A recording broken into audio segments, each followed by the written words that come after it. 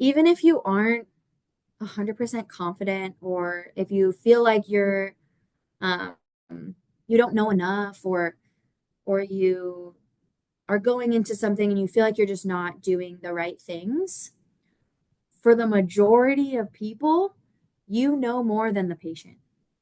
You have more information, more knowledge than the patient has.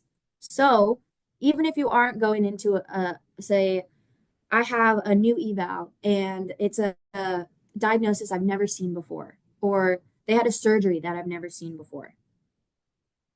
You know more than you think you do, and 90% of the time, 95% of the time, you know more than the patient does. So even if it's hard, be confident in what you know. And if you don't know something at that point in time, you would have access to figure out that information.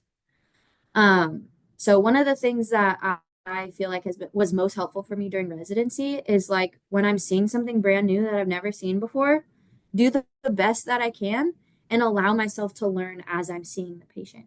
You don't have to know every single thing at visit one. You're able to kind of continue learning about the patient themselves and also like the diagnosis on the back end. So you don't have to know everything right away, and you have time to kind of learn more things as time goes along. As far as like soft skills, um, really making sure that you're connecting with the person and not just their diagnosis, which can be really hard when you're first starting because there's so much information that you want to know. Like you're trying to make sure you're doing a good job with treatment and exercise prescription.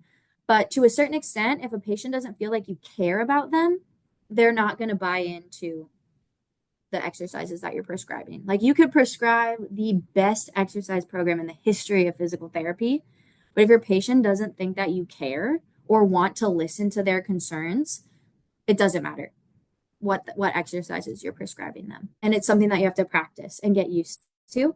But it's something that I think practicing early is really helpful.